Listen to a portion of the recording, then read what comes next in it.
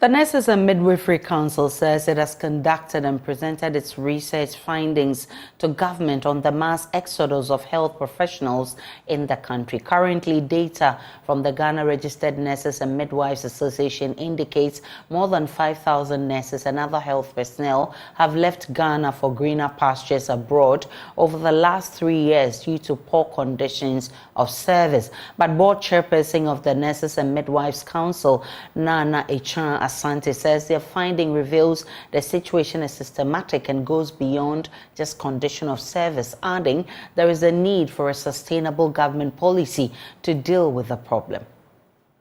We need to take this seriously. It's not a joke. I was just speaking to a doctor from Yahoo. She's telling me my nurses are leaving. I get it all the time.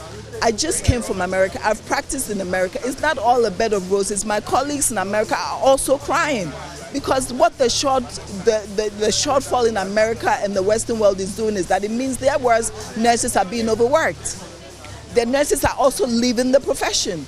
They're going to do other things. They're practicing nursing. They're going into law. They're doing so many other things. So there's a void in their units. So they need us.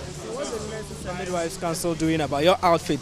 What are you doing to at least, if not avoid the mass exodus of the movement of the nurses to the foreign countries?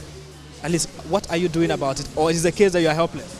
So we're not helpless. We're a voice. So as I said, we've conducted research. Now we have a better understanding of what's pushing, and it's not always the money. So what I know government is in the process of coming up with a policy. We are at that table. We've submitted our research findings so that when people start talking, it's not just about money, because money, we all know we can't all of a sudden triple or quadruple the pay that we're giving the nurses. But in the meantime, the things that we can do about the conditions, having the access to the equipment that they need, building up professional, giving avenues for growth within that professional. Those other things, those soft things, how could we make it better? So, like the keynote speaker said, we being at the table to inform the policy. So the policy that's been made has the voice from NMC and the nurses included in the overall policy.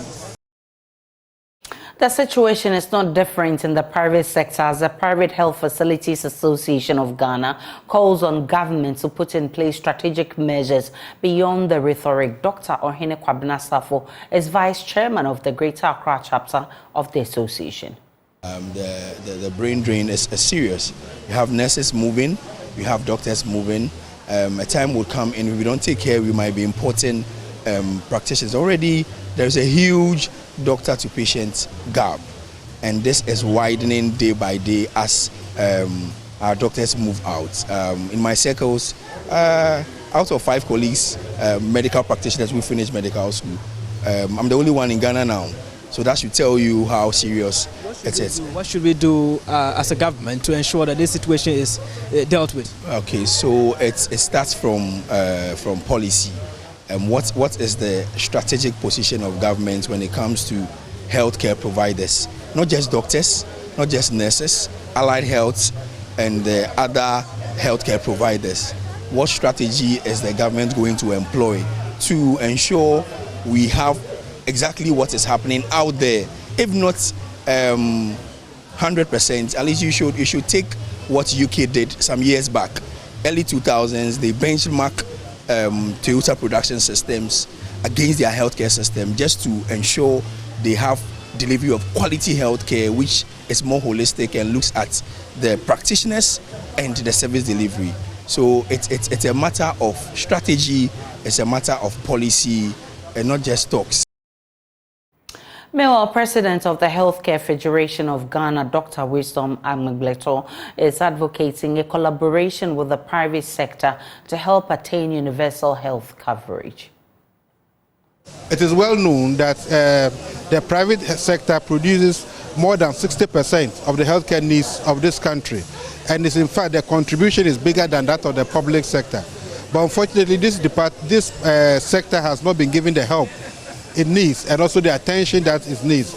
So what we are asking for is that significantly, as the keynote speaker alluded to, we provide 5% of GDP and we are accounting for 20% of GDP growth. And this has a great potential and promise for this country, not for individual players, but also the country as a whole. So we want more collaboration with the government or the public sector to be able to help achieve the goals of the universal health coverage.